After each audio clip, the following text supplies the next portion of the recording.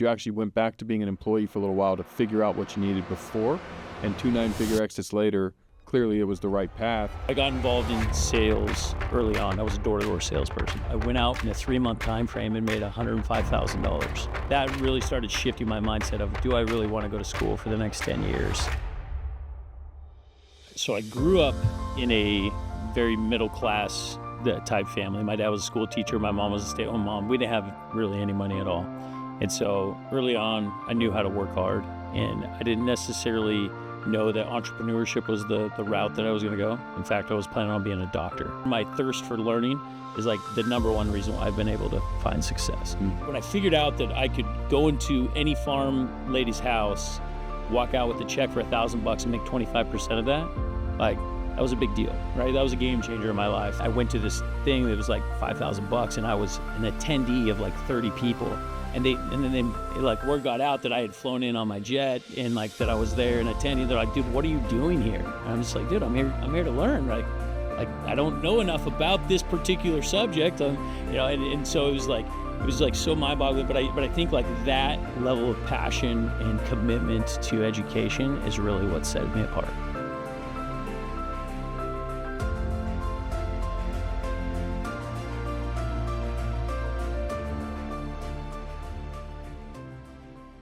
Welcome to the show, Chris. Excited to be here. Thanks for having me. Dude, thanks for coming down. Yeah, all the way from Washington. I really appreciate you coming on into the studio and getting Yes, a hang. sir.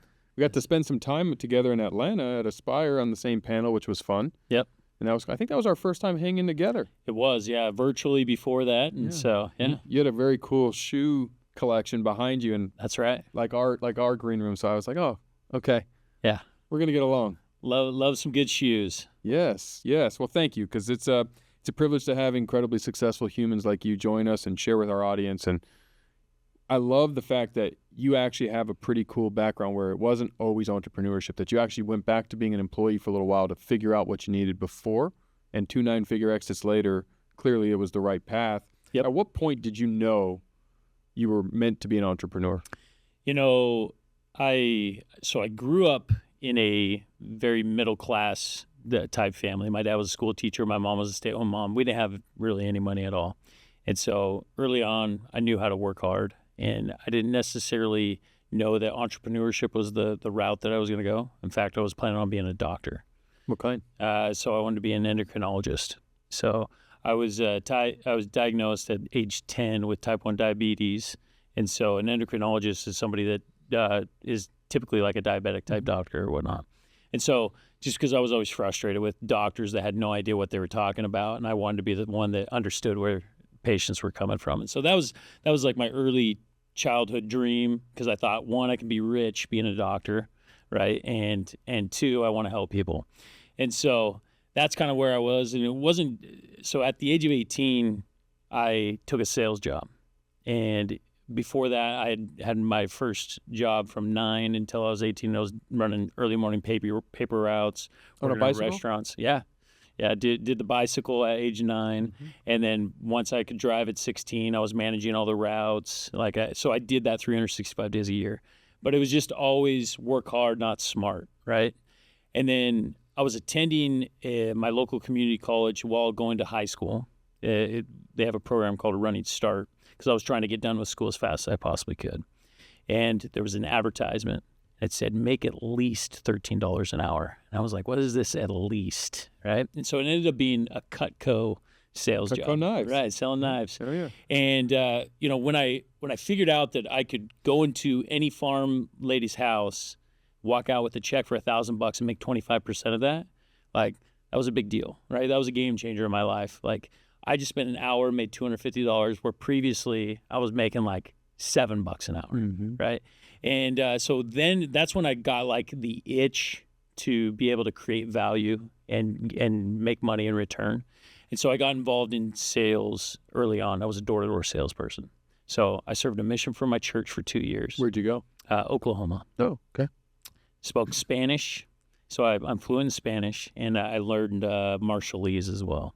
You learned what? Marshallese. What language is that? From the Marshall Islands. Yep, So I didn't know that. I didn't even know that was a language. yeah, Southwest Pacific. So it's like down like by Fiji. And What made that language get onto your radar? it was crazy. So there was a group of people in Enid, Oklahoma that spoke Marshallese. And so as a missionary, I learned Marshallese. Wow. Have you been in the Marshall Islands? I've never been.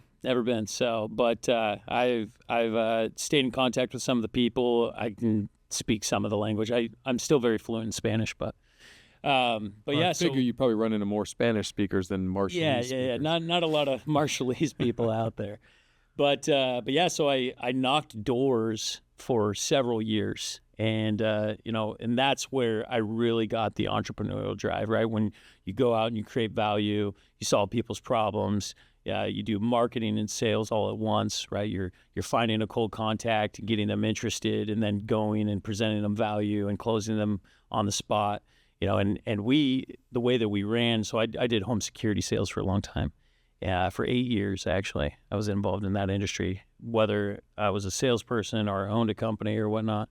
And do you know much about the door-to-door space? I do. I was never an actual door-to-door sales. I did a lot of telemarketing, but I have a lot of friends that have been very successful in door-to-door sales, from solar to home security to a lot of trades, even landscaping.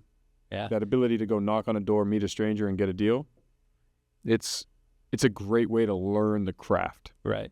And it was really game-changing for me while I was attending college, right? I went out in a 3-month time frame and made $105,000, right? And like making six figures in a summer, and then being able to just go to school and focus on that, like that really started shifting my mindset of, do I really want to go to school for the next 10 years and be a doctor and get in all this debt and everything like that? And so that's kind of where the shift began to be like, I want to be an entrepreneur. And it was building teams and recruiting and selling people on things, like creating vision. That's where it all started.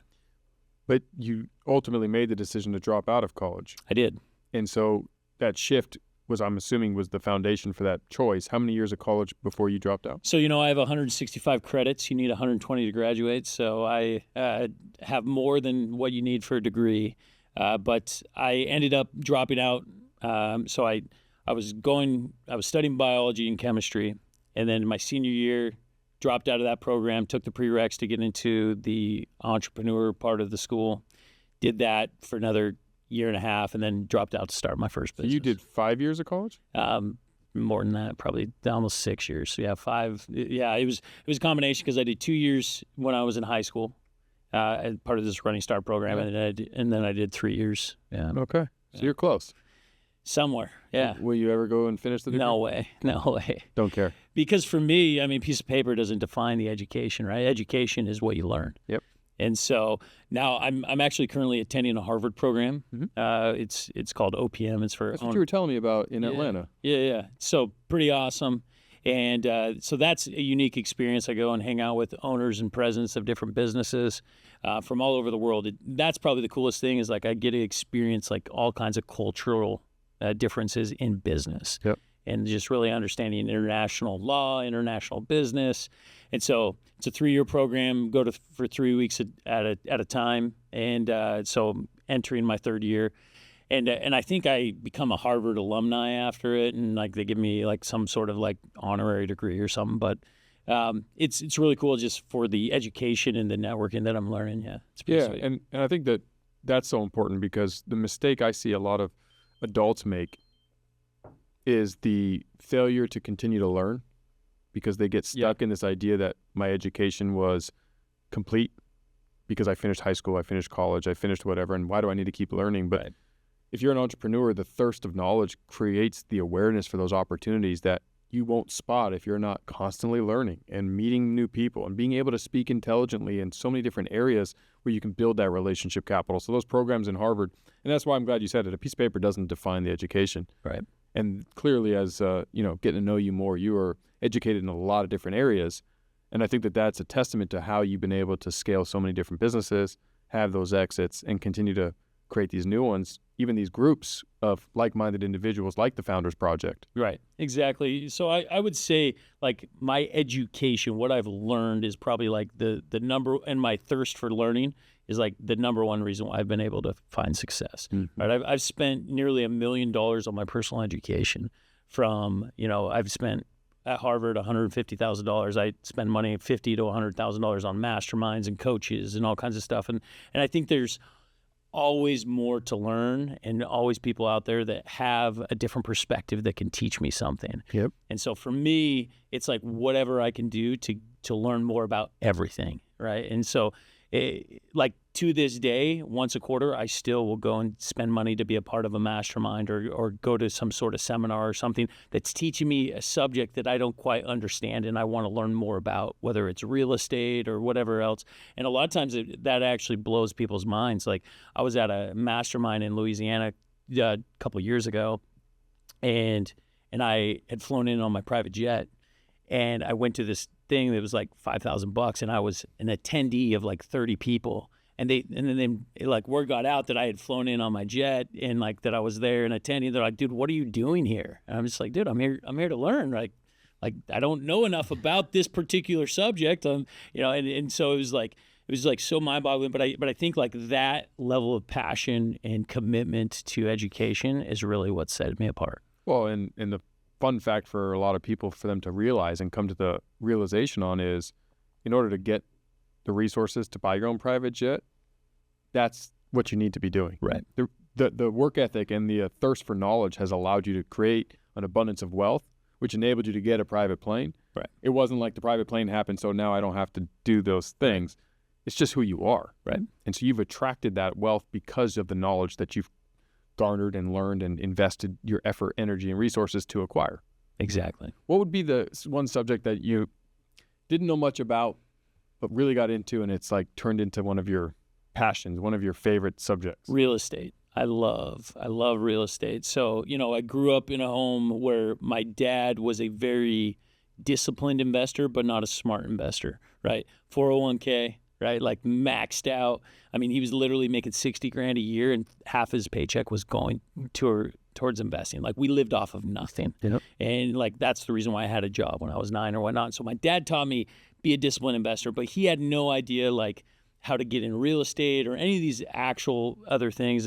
And so I became very passionate about real estate. Age 24, I bought my first property, and then I just became obsessed through reading books and attending seminars and everything like that. And so the way I always looked at it was like I knocked doors to fuel my passion, right? And so I would sell product to be able to fund going and doing and acquiring real estate. And so I mean, that's always been. So I own a bunch of commercial and then multifamily units, so different apartment complexes and stuff like that. And it's the thing that I love. It sticks and bricks. They are the easiest way to build wealth, and it's been pretty incredible. What markets do you like the most?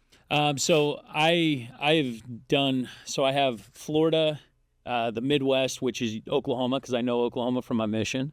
And then Washington State, which I know where I'm at. Yeah. So, I used to have some real estate here in San Diego. A little frustrated that I sold it, but San Diego doesn't actually fit in my investment portfolio because you're basically investing for a cash flow loss with hopes that it appreciates. And it's like that's never been my game plan. Like I love appreciation, but I always want to make sure that it makes sense regardless of what the economy is doing. And so, but yeah, those have been my focuses. It's funny you say that because I'm similar to you. I love to learn and I love to explore things I don't know, and then I get interested and excited. And I've done a lot more in real estate the last handful of years, and my markets have traditionally been, I look for college towns in the Southeast. Nice. Warm states with an abundance of college students to rent from. Yes. So like, Georgia, Mississippi, South Carolina. I like it. And those have got to be pretty cash flow positive. It's not a lot on the appreciation side, but it's great for cash flow. Oh, yeah. And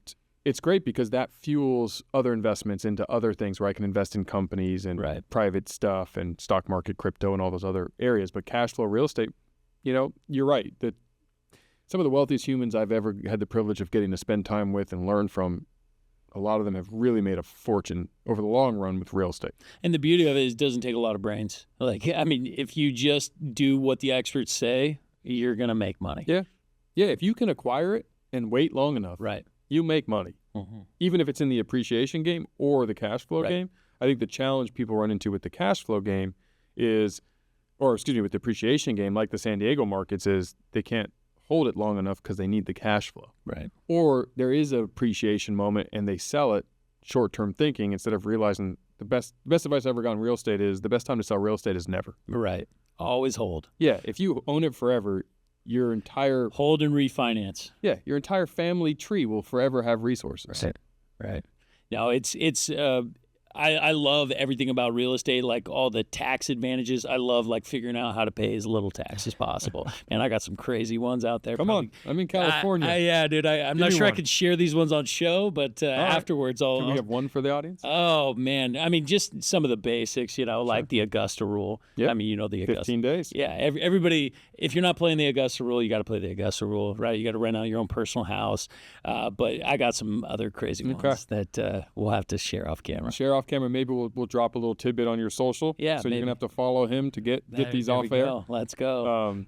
So real estate's good, but you obviously didn't sell a real estate company. I mean, your first both your 9-figure exits were in the solar space. That's right. So you went from security. Yep. Then you went and got a job. Yep. What was the job in? So I got in the same space. So basically, what happened was this. I launched a company in 2008, and at the age of 24, raised money, made a bunch of bad decisions with who I was partnered with, doing things for ego, robbing the business before it actually was producing what it needed to. Just a lot of poor decisions that I made as an early entrepreneur. Ended up having to file bankruptcy, like lost everything, 2.2 million, Chapter 7 bankruptcy, had less than $1,000 in bank account, car repoed out of my driveway, the whole 9 yards.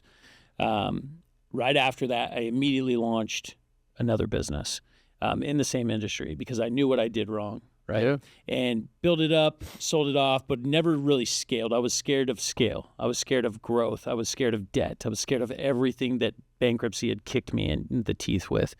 And so during a 2 or 3 year period, I built a few small businesses, a search engine optimization business. I did some real estate flips. I was doing like some farming stuff and like just all kinds of weird crap. And finally I realized, I'm like, man, I am scared to grow. And the only way I'm going to get out of this is if I go and I study people that are doing it at the best level. And so in 2012, I decided to go back and work for the man and what I called my paid education.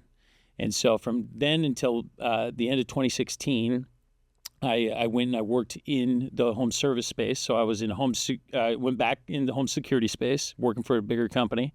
And then I got into the solar space. But this time it was specifically to study the CEOs and the visionaries of these businesses. And so I went and I got high level jobs in these businesses, and I literally would be sitting in meetings with the CEO or seeing what he's doing, and I'm studying every move. Okay, why is he saying this? What instead of like he's giving vision to the business, I'm not thinking like, what does that impact me? I'm saying, why is he doing this? Yeah. Like, how is he creating this? How is he creating this following? How is he building? What are his principles? Right. So Todd Peterson is probably my biggest mentor that I've not spent a ton of time one-on-one. I've been in a lot of meetings with him. I've studied his every move. I've done some one-on-one meetings with him, but he was the founder and CEO of Vivint, and he's taken two companies public, both at $1 billion exits. He took Vivint Solar public at like a $2 billion offering, and then later Vivint at like a $6 or an $8 billion offering. And so, like, for me, everything that he did, I game planned and like created. Okay, when I launch my next business, this is what I'm going to do. This is how I'm going to create culture. This is how I'm going to scale. This is how I'm going to do everything. And so, I worked for him. I worked for another company. So over 4.5 years, I worked for 3 different companies, all for specific reasons. The last one, I worked for my buddy's company, which was a startup. I wasn't ready to go and start my own. I wanted to basically run as a startup on somebody else's dime. Yep.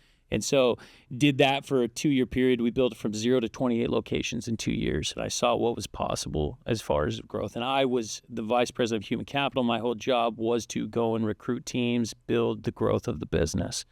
And that's where I really learned vision and everything like that. And so when it came to going and launching SoulGen out of my garage in fall of 2017, I was armed with all the principles and all the like the equations to go and have success. So day one, everything was on purpose by design. It wasn't by default. It just happens because it happens. It was like, all right, these are our core values. This is our mission. This is what we're going to do. We're going to go and build the largest solar company in the next 5 years. This is how we're going to do it. We're going to only spend money on things that matter, right? We're not going to, so we launched out of my garage, which we actually, it's a shop, 3,500 square foot shop, which stayed as our headquarters for 2.5 years. By the time we left our shop, we had already done $75 million in business.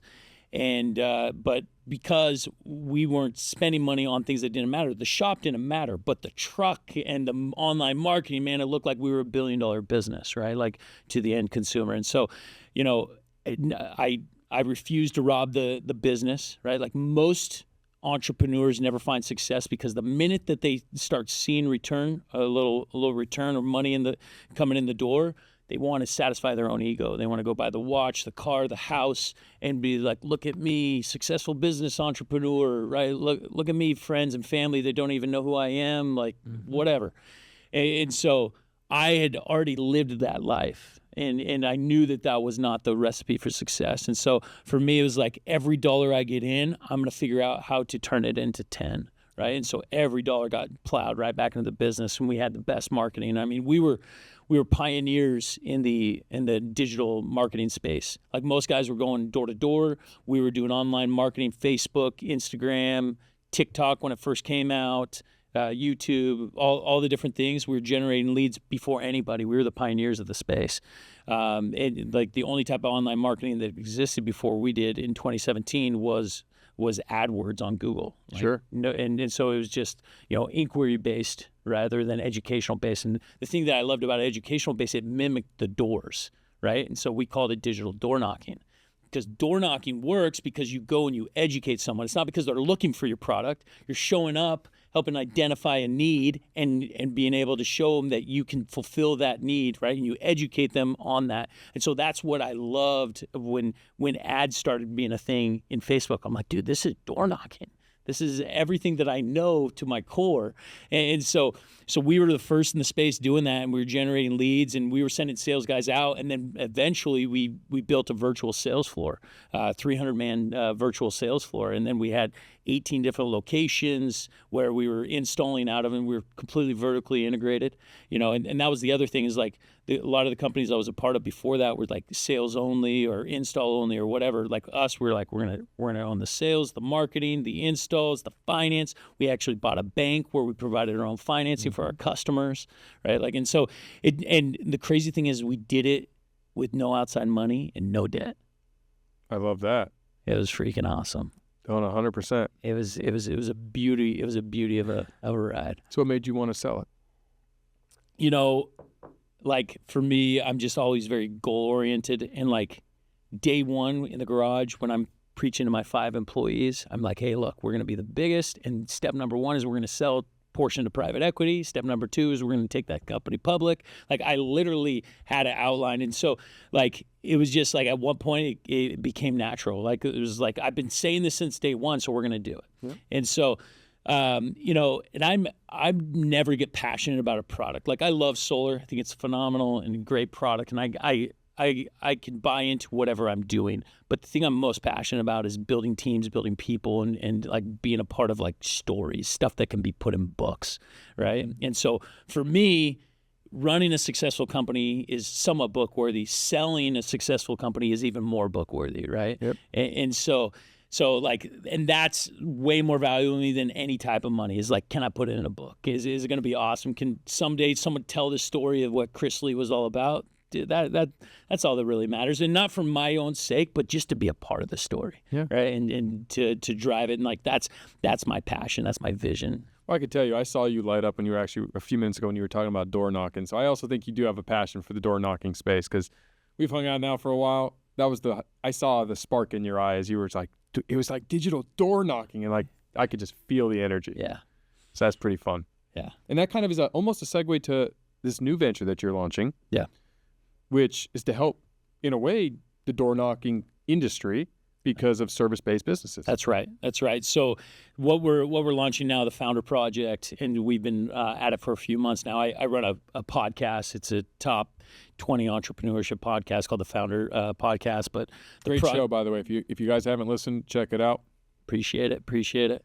But yeah, the project is all about focusing on home product and service-based companies and helping them actually scale through marketing, through sales, through culture, through management, through, because most guys out there, they got two chucks in a truck, like that are just running a couple man teams. They can't see outside of their own like little vision of like what's going on. And so like coming in and partnering with these guys, and we're actually launching a program that teaches them the exact methodologies in which we built Solgen, right? And so like my last year running the business, so I stepped down in April of 2023 as the CEO.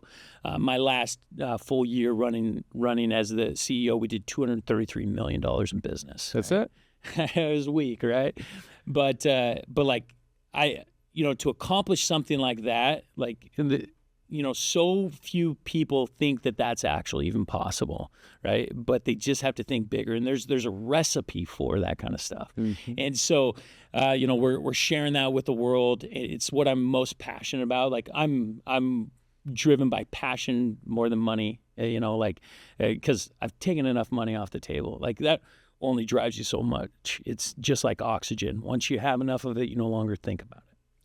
And so for me, it's just like, how can I change enough lives? And I love the business owners because I've been there and like helping them get through that and going through scale and identifying the hurdles that each, because every industry, regardless of the industry, every business, regardless of industry, goes through the same exact stuff. Yep. Like the same principles apply.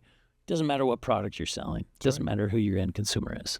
And I mean, you're like regurgitating my views on the world. So I love listening to this, and I hope you guys are all recognizing the same thing that Chris is talking about, because you could be 1 degree off and miss your destination by a ton. Right. Right. Like if you know anything about science and you know anything about how naval ships move, like 1 degree off is huge. You can miss it by thousands of miles in space and in whatever. So the whole having that formula is the key. Right. And when you have the formula, you can be successful in anything you're doing. Absolutely. And that's why I loved how you talked about that you always invest in your education. You join masterminds. You have coaches. I do too. Yeah.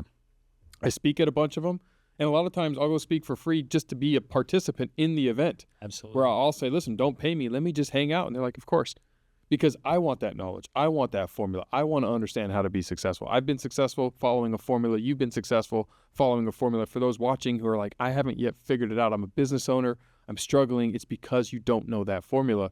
That's why the Founder Project is such an awesome thing you're doing, because you're bringing together the group of individuals who have already taken the plunge. They've already committed to trying. That's right. And it's not for lack of trying that they're not successful. It's because they just don't have the recipe. Right. If I don't know how to make chocolate chip cookies, I could keep trying, but if I don't have all the ingredients, or I have the ingredients and I'm putting them in the wrong order, I'm just not going to make the cookie. Right.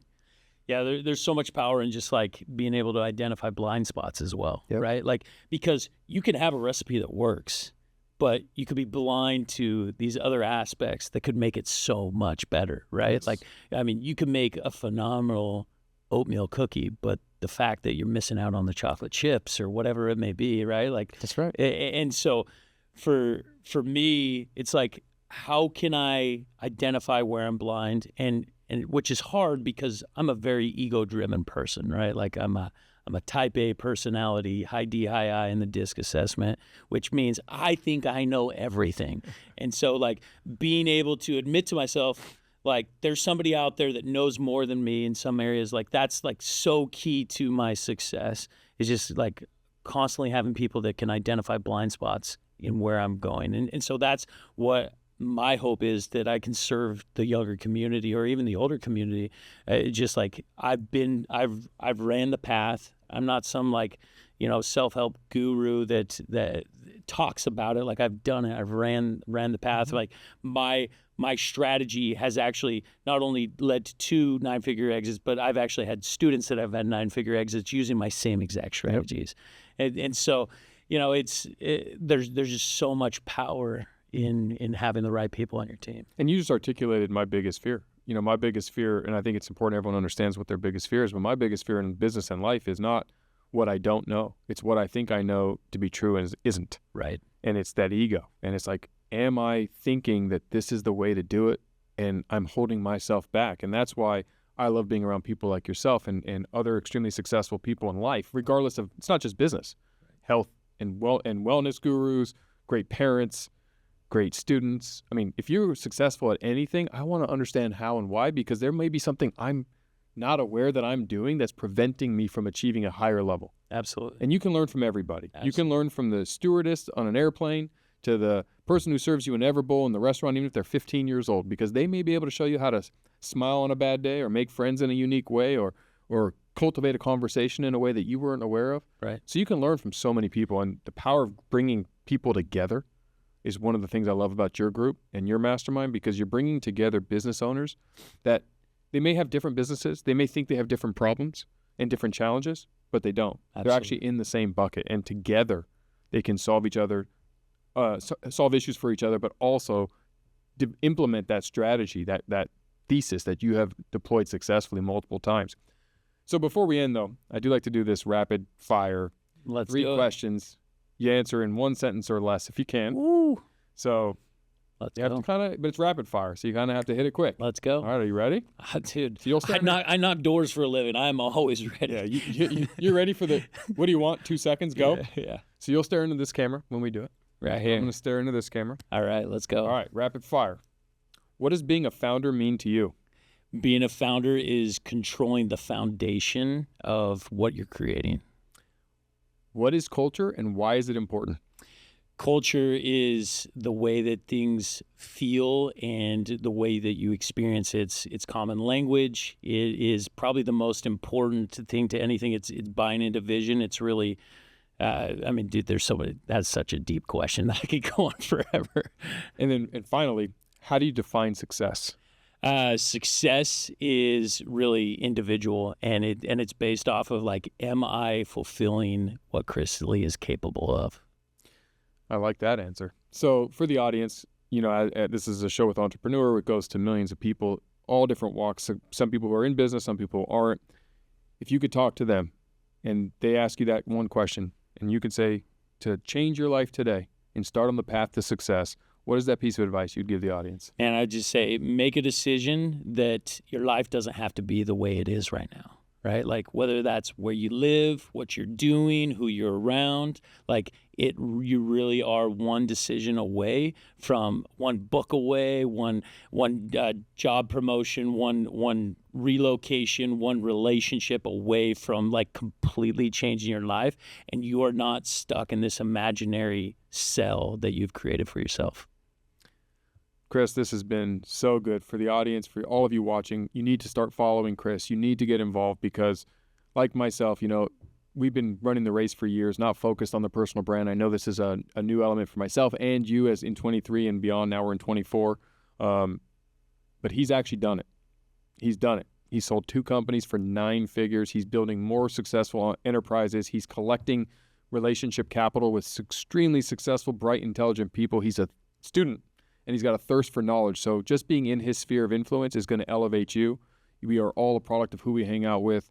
I have the privilege of now calling you a friend, and we've gotten to speak on the same stage. I'm going to come visit you up in Washington at your group. Go. I know you've invited me already once, and I'm honored to have you in my circle and call you a friend. And for those watching and following, I highly recommend that you get involved with him. Either if you can't afford or aren't ready to join his Founders Project, follow him on social, reach out to him. I mean, this is a real human being. When you reach out, he will respond. And I want to thank you so much for coming and pouring into our audience, sharing a little bit about what has made you successful, because it is repeatable.